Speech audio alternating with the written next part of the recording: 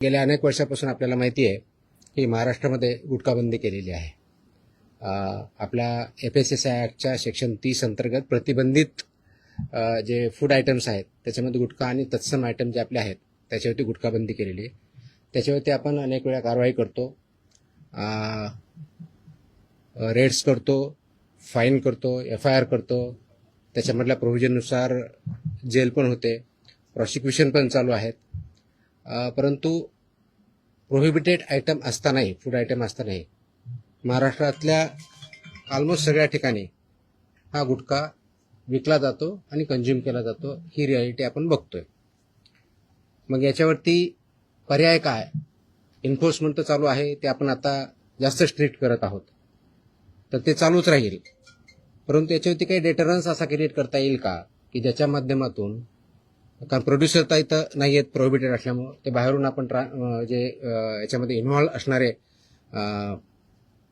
Businesses आहेत, business persons आहेत, transporters आहेत, रिटेलर्स, होलसेलर्स, सेलर्स, हे त्याच्यामध्ये इन्व्हॉल्व आहेत. त्या प्रकारचं रॅकेट आहे आणि ते जर उद्ध्वस्त करायचे तर आपल्याला खूप मोठ्या प्रमाणात स्ट्रॉंग स्टँड घेणं हे गरजेचं आहे.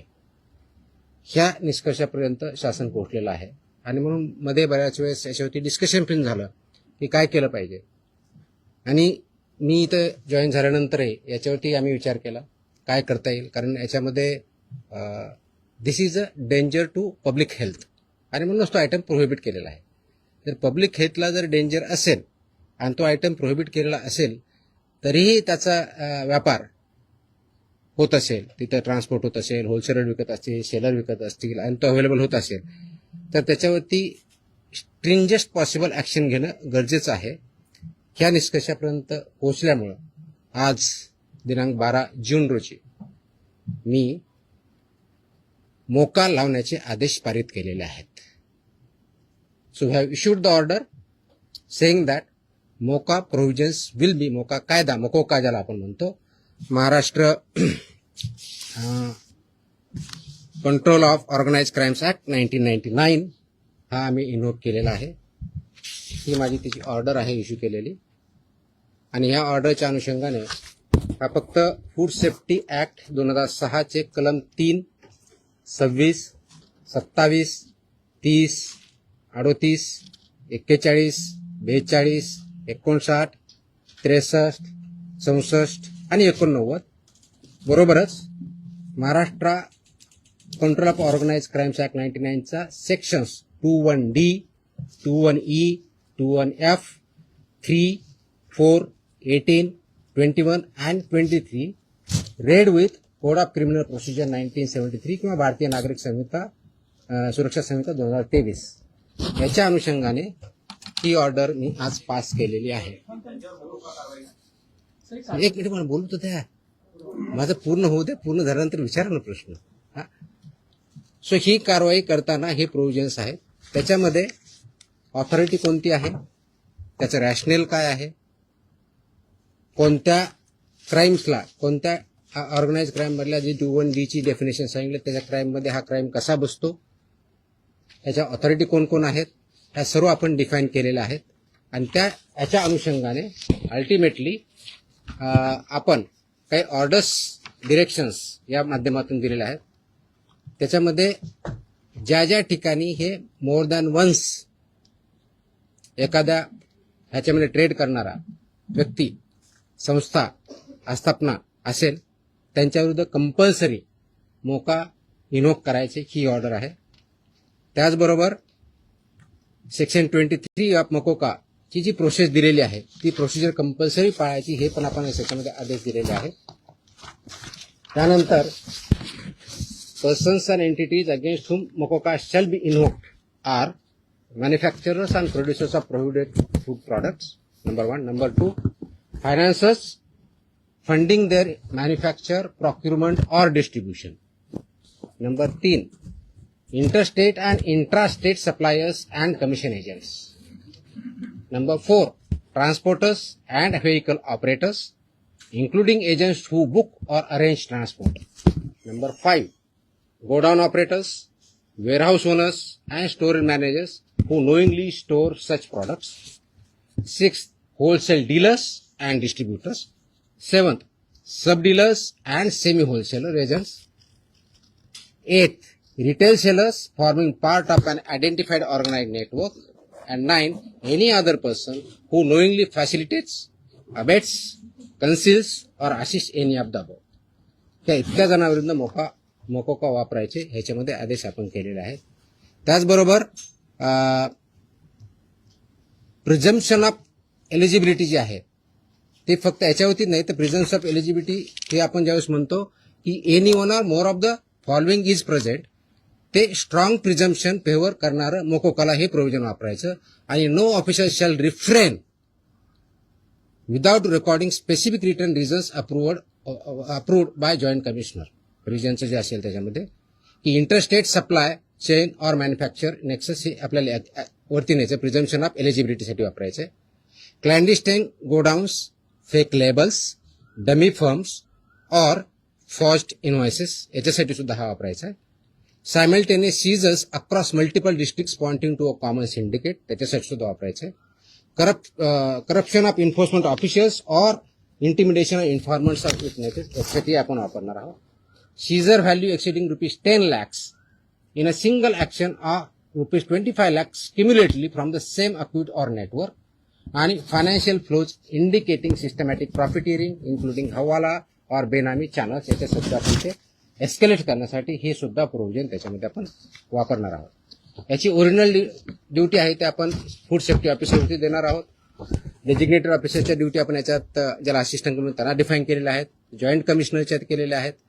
नेटवर्क वाईड प्रॉसिक्युशन करायचं हे आपण सांगितलं आहे. पार्सल ऍक्शन घ्यायची नाही, कंप्लीट घ्यायची. आणि कॉन्फिस्केशन, अटॅचमेंट अँड फोरफिचरचं कसं करायचं ट्विन ट्रॅक स्ट्रॅटेजी ही पण त्याच्यामध्ये सांगितलेली आहे. त्याचं प्रॉसिक्युशन रजिस्टर मेंटेन करायचं सांगितलेलं आहे. बेलला अपोजिशन करायचं सांगितलेलं आहे. आणि procedure compliance with the criminal procedure code हे सुद्धा आपण मॅन्डेटरी केलेलं आहे. याचा सर्वांचा ऑब्जेक्टिव्ह जो आहे बेसिकली आपण मोका का वापरतोय कारण हा स्ट्रिंजंट लॉ आहे, आय अंडरस्टँड. आणि त्याचं म्हणूनच खूप थॉट करून विचार करून याच्यावरती कायद्याचे जे कलम आहेत, सेक्शन्स आहेत त्याचा अभ्यास करून this order is basically done to prosecute in the interest of food safety in violation but as an organized crime against public health. हा क्राईम पब्लिक हेल्थच्या अगेन्स्ट आहे. आणि आर्टिकल 47 ऑफ द कॉन्स्टिट्यूशन जे आहे ते स्टेटला मॅन्डेट करतं. That is where my order begins with. आणि तुम्हाला copy me देईलच, press note बरोबर ही कॉपी पण असेल so that you can go through that order.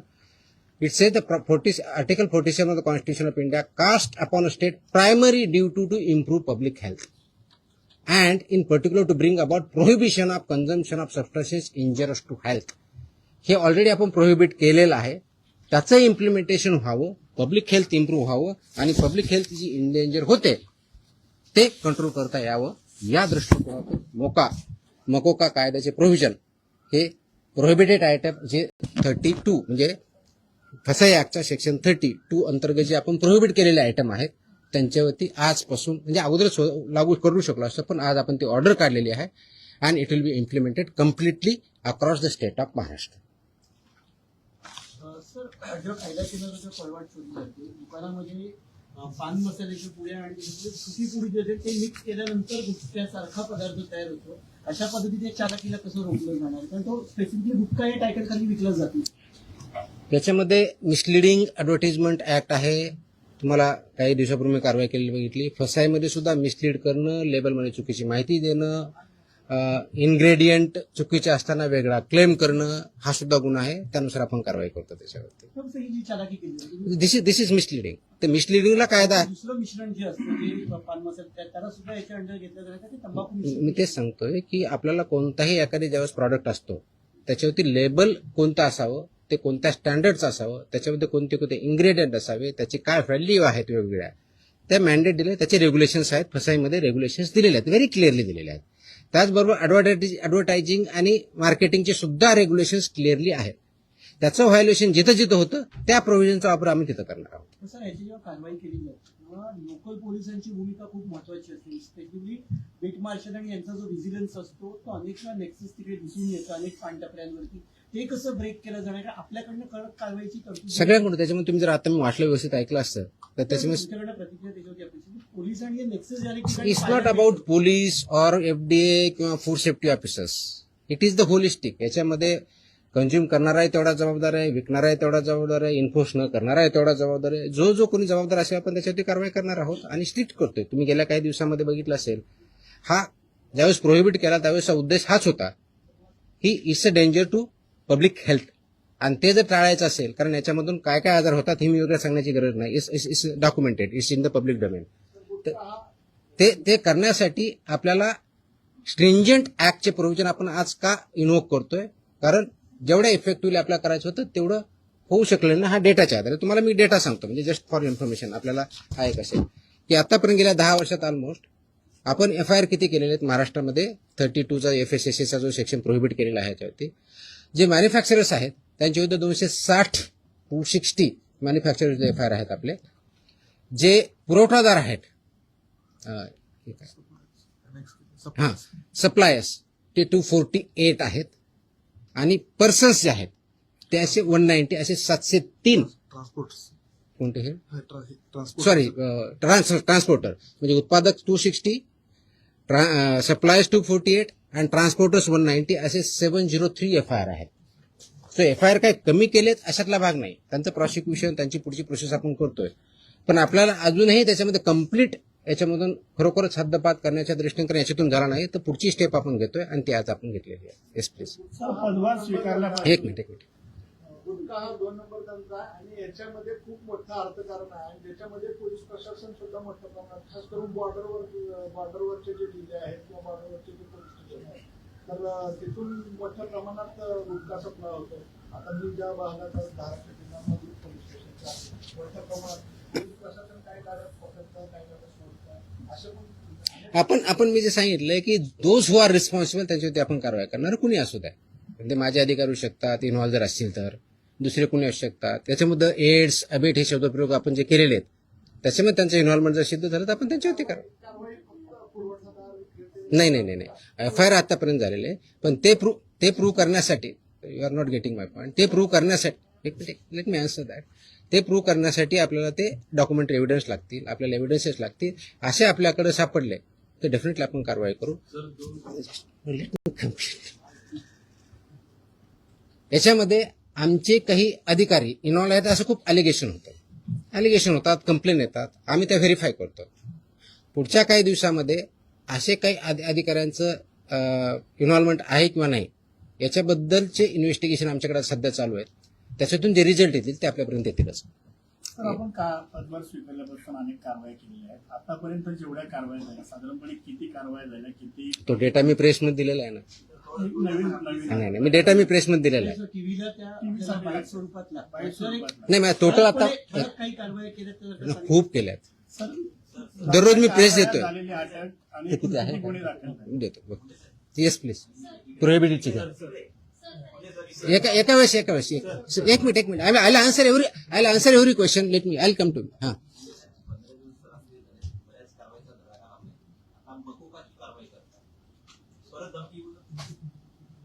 मला धमकी आलेलं कोणी सांगितलं तुम्हाला?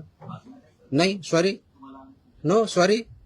प्लीज लुक ॲट ती जुनी क्लिप आहे, कमीत कमी 10 वर्षापूर्वीची आहे. Look at the clip. आताची क्लिप नाही याची ती. दॅट वॉज नाही that clip if I remember correctly, मला आठवत नाहीये, इफ आय रिमेंबर करेक्टली बहुतेक ती पुण्यातली क्लिप आहे. फिनावाजी PMPM आहे. चेकआउट तुम्ही बघा ते क्लिप आताची नाही. मला कोणतरी पाठवली, मला कोणतरी विचारलं, मला अशी धमकी नाही आलेली. येतो मी त्यांना. Let us focus on this. There are so many issues. Let us focus on this. Please. थोडं. I'll answer on this one. 2 दिवसापूर्वी संभाजीनगरमध्ये FDAच्या पथकावर दगड फेकला आणि अधिकाऱ्यांना स्कॉर्पिओ गाडी त्यांच्या अंगावर आणण्याचा प्रयत्न केला. त्यांच्यावर पण मकोका अंतर्गत कारवाई होती. आता हे जे मी exactly that's what I am saying. कारण मकोका क्लॉज वापरण्यासाठी ज्या काही प्री कंडिशन्स आहेत त्या फुलफिल झाल्या डेफिनेटली करणार आम्ही. कारण त्याला एका गुन्ह्यासाठी होत नाही. It has to be more than 1 offence in last 10 years. त्यांच्यावर जर झालेलं असेल तर डेफिनेटली आम्ही करू, कारण त्याचं कंडिशन फुलफिल करायला पाहिजे. अदरवाईज आमचे FSSAI ऍक्ट, BNS ऍक्ट आम्ही ते वापरतोच आहोत. आज ती जे हल्ला झाला त्याच्यावरती इमिजिएटली स्विफ्ट कारवाई पण झाली. 7 का 8 लोक त्याच्यामध्ये अरेस्ट पण झाले immediately. I spoke on with DGP also. DGPने सुद्धा इमिजिएटली त्याच्यावरती इन्स्ट्रक्शन देऊन कारवाई केली. अँड अशा प्रकारचे हल्ले आम्ही भिणार नाही. Very clearly will protect our officers आणि those who take law in to their hands will show force of the law. एक मिनिट. येस नाही, बाजूला तुमच्या बताऊंगा. मेरी हिंदी इतनी अच्छी है ही नहीं, जितनी भी टूटी फूटी है उसमें बात करूंगा. बोलूंगा. एक मिनिट, तुम्हाला उत्तर दिलं ना मी. सर, आपण एकदा मराठी पूर्ण करून घेऊया, मग आपण हिंदी- अरे थांबा ना, तुम्ही मी इथंच आहे, मी कुठे पळून नाही चाललोय. सिस्टमॅटिक व्हायचं. भिवंडीमध्ये जे आहे ते नकली FBI अधिकाऱ्यांना अटक करण्यात आलेली आहे. त्यामुळे कशा पद्धतीने जर एखाद्या वेळेस आपण ज्यावेळी धाडी टाकतो, आय कार्ड असतं ऑफिसरकडे. Simple. My officers wear I card. Very clearly they show the I card. या एक प्रतिबंधित मिनिट. माल जो आहे तो बऱ्याचदा गुजरात सारख्या राज्यातून मुंबईत येतो. खास करून गुटखा असेल किंवा बऱ्याचदा भेसळयुक्त खावा देखील गुजरातवरूनच मुंबईमध्ये येतो. वाहतूक व्यवस्था करणाऱ्या अनेक लक्झरी बसेस असतात, टुरिस्ट गाड्या असतात किंवा ट्रक. यासाठी RTOची काही मदत वगैरे घेणार? मी आता वाचताना वाटलं इन्क्लुडिंग ट्रान्सपोर्टर्स. RTOची मदत घेणार? सगळ्या एजन्सी एकत्र काम करत असतात. त्याच्यामध्ये सगळ्याच एजन्सी काम करतात. आपण याच्यामध्ये मकोका लावताना किंवा हे करताना इव्हन आताचे जे FIR होत आहेत त्याच्यामध्ये आपण फक्त विकणाऱ्याला करत नाही, त्याचा ट्रान्सपोर्टरला पार्टी करतोय, त्याचा डिस्ट्रीब्युटरला पार्टी करतोय, तुमच्या ओनरला. मी तुम्हाला लिस्ट पण दिली. तर इथून पुढचे आता आल्यापासून FIRचे हे it will be right from manufacturer to seller. आताही होतात, अजून जास्त स्ट्रिंजंटली होतील. So they are responsible. कायद्यामध्येच व्हेरी क्लिअरली त्याच्यामध्ये कुठेही डाऊट नाही त्याच्याबद्दल. याच्या बाहेर नका विचारू. जो आपला विषय चालला तेवढाच विचार. नाही, संबंधित नाही, आजच्या विषयाशी संबंधित.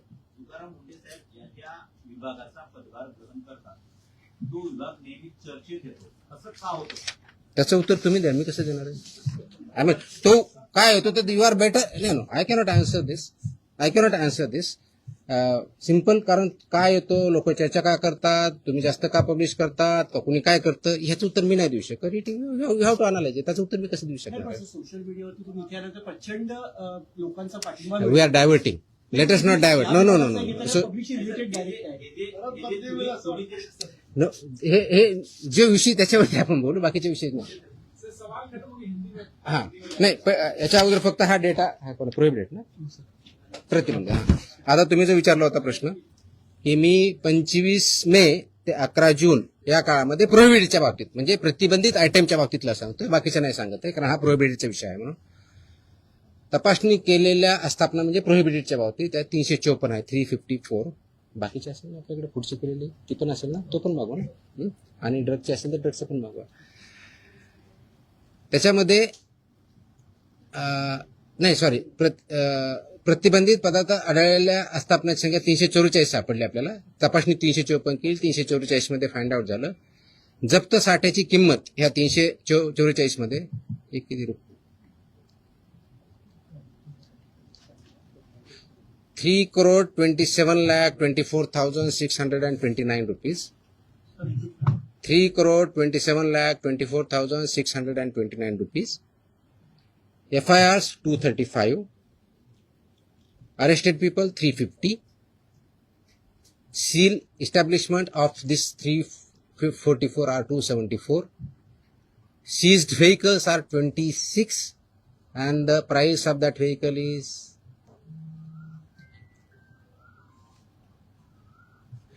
13,39,500. Sorry, 1,33,95,000.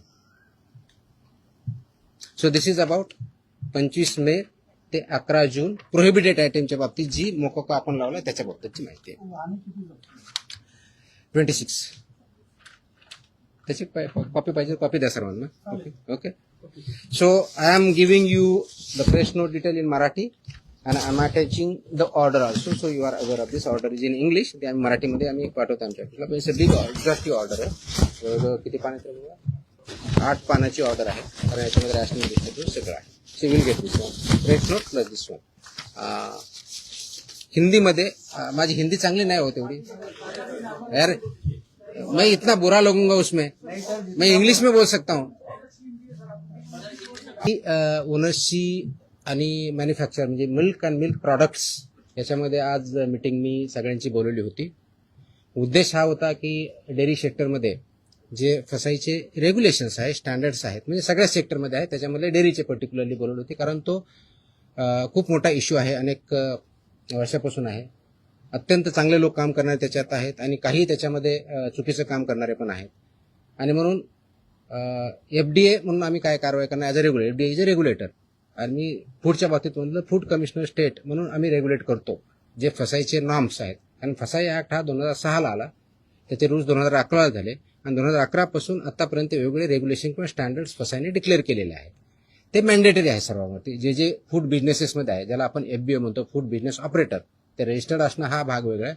पण त्यांनी कोणत्या कोणत्या प्रकारचे स्टँडर्ड्स जे जे प्रॉडक्ट आहेत त्याला वापरायचे, त्याप्रमाणे प्रॉडक्ट तयार करायचे किंवा सेल करायचे, हे त्याच्यामध्ये स्टँडर्ड्स दिलेले आहेत. त्याच्यामधला एक भाग म्हणून जे मिल्क अँड मिल्क प्रॉडक्ट्स आहेत याच्यासाठी जे स्टँडर्ड्स लागतात ते त्यांनी पाळावेत, ते त्यांनी इम्प्लिमेंट करावेत. या दृष्टिकोनातून एक इंटरॅक्शन सेशन, कायद्याचे प्रोव्हिजन, रेग्युलेशन्स कोणते आहेत ते त्यांना आम्ही सांगितले.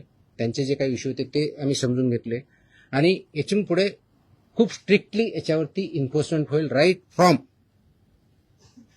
कलेक्शन सेंटर गावातलं जे असेल तिथपासून ते म्हणजे तुमचा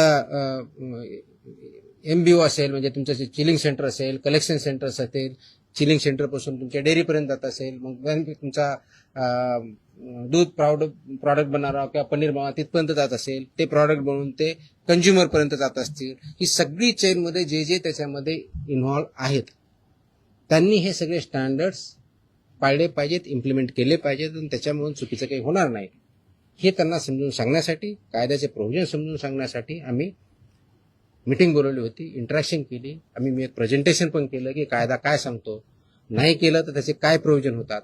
तर 2-3 ठळक ज्या गोष्टी आहेत त्याच्यामधल्या, तर एक पहिलं की अनसेफ फूड हे कशाही परिस्थितीत टॉलरेट केलं जाणार नाही, इन्क्लुडिंग मिल्क प्रॉडक्ट्स.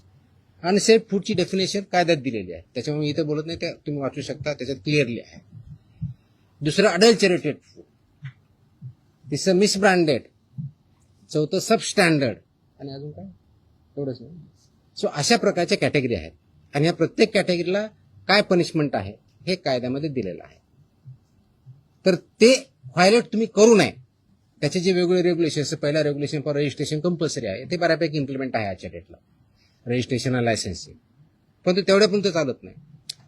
फूड प्रॉडक्ट्सचे जे 2011चे स्टँडर्ड्स आहेत ते बऱ्याच वेळेस कॉम्प्रोमाइज केले जातात, ते करता येणार नाही.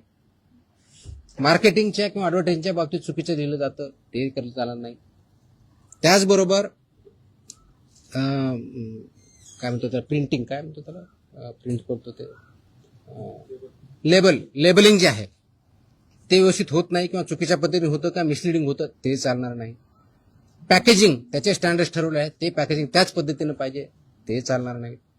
हे त्यांना आम्ही चांगल्या पद्धतीनं समजून सांगितलं आहे आणि बाय अँड लार्ज त्यांची कन्व्हिन्स झालेली आहेत की येस, आमच्याकडे काही ज्या त्रुटी असतील तर आम्ही त्याच्यामध्ये कारवाई करू, जेणेकरून हे जे दूध आहे किंवा प्रॉडक्ट आहे, फूड अँड फूड प्रॉडक्ट जे आहेत ते कंझ्युमरला जे स्टँडर्ड फसाईने घालून दिलेले आहेत ते त्याप्रमाणे करतील. जे करणार नाही त्याच्यावर फसाई ऍक्टनुसार आपण त्याच्यावरती कारवाई करणार आहोत.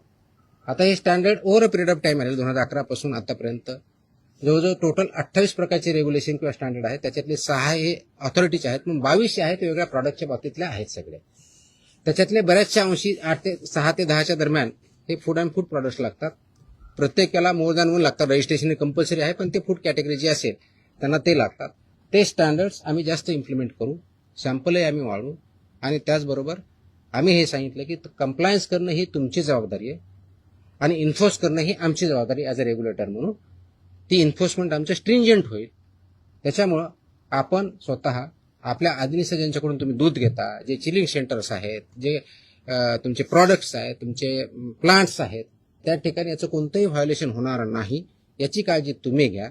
आणि सबस्टँडर्ड असेल, अनसेफ असेल, तो माल रिजेक्ट करा. तो तुम्ही वापरू नका, दुसऱ्याकडे वापरून देऊ नका, so that this unsafe, substandard, adulterated, misbranded असं कोणताही प्रॉडक्ट मार्केटमध्ये येणार नाही. त्यासाठी तुम्ही कार्यरत राहा आणि ते कंप्लायन्स करता की नाही त्याचं एन्फोर्समेंट आम्ही बघू आणि जिथं कंप्लायन्स होत नाही त्यांच्यावर आम्ही स्ट्रिक्ट कारवाई करू. दिस वॉज द मीटिंग. तुमच्या कारवाईचं शेतकरी फार खुश आहेत त्याच्यात. तुमच्या कारवाईच्या नंतर आठवडी तालुक्यामध्ये तुमचा दुधाभिषेक करण्यात आला. दुधाचे रेट वाढतील असं वाटतं तुम्हाला? रेट माझ्या हातात नाही आहेत. वाढवणं हा इज अ फ्री मार्केट. त्याच्यामुळे दुधाचा किती रेट असावं ते डिमांड सप्लायवरती ठरलं जाईल. पण आपण अडल्चरेशन बंद करू शकलो, आपण सबस्टँडर्ड दूध बंद करू शकलो, प्रॉडक्ट्स बंद करू शकलो, तर ऑफकोर्स प्युअर दुधाला डिमांड वाढेल. ऑफकोर्स मार्केट फोर्सेसनुसार त्याचे जे काही परिणाम होते ते होते. आतापर्यंत ज्या कारवाया झाल्या, अनेक जप्त केलेला माल आहे तो टेस्टिंगसाठी पाठवण्यात आलेला आहे. किती अहवाल येणे बाकी आहे? आता खास करून दूध किंवा दुग्धजन्य पदार्थ यांचे लवकर नाशवंत होतात, तर त्याचं त्याची आम्ही काळजी घेत आहोत. त्याचे जे पिरियड दिलेला आहे, ड्रगच्या बाबतीत 60 दिवसाचा असतो, फूडच्या बाबतीत 14 दिवसाचा असतो, त्या वेळेतच येथील आम्ही इन्श्युअर करतोय. त्याची सुद्धा मी आढावा घेतलेला आहे. आपल्याकडं 3 ठिकाणी आपल्या स्वतःच्या लॅब आहे. पुण्याला आपली हेल्थ डिपार्टमेंटची ऑलरेडी लॅब आहे, प्लस मुंबईमध्ये बीएमसीची लॅब आहे, प्लस गव्हर्नमेंट ऑफ इंडियाच्या फसाच्या पीपीपी वरती लॅब आहेत. त्याच्यामुळे आपण ते सॅम्पल वेळेत कसे होतील याची आपण काळजी घेत आहोत. मनुष्यबळा संदर्भात देखील मागे एकदा भरपूर एकाच दिवशी सगळं. मग तुम्हाला परत प्रश्न यायचं नाही का असं सांगा, मी सांगू शकतो. नाही, रोज तर नाही शक्य, पण इन बिटवीन आपण भेटत जाऊ. 100 नहीं इसमें मुकदमा वो प्रोहिबिटेड आइटम के लिए है. विल एज आई टेल ना, इसमें रिपीट ऑफेंसेस कितने क्या है हम देखेंगे. Will examine everything. We have collected data, we have started overcome that. ये एक दिन का ऑर्डर नहीं है. It has lot of thought has gone into it. जो कंडीशन में अगर फुलफिल करता है डेफिनेटली, इसीलिए मैंने मैंडेटरी किया है ना उसको.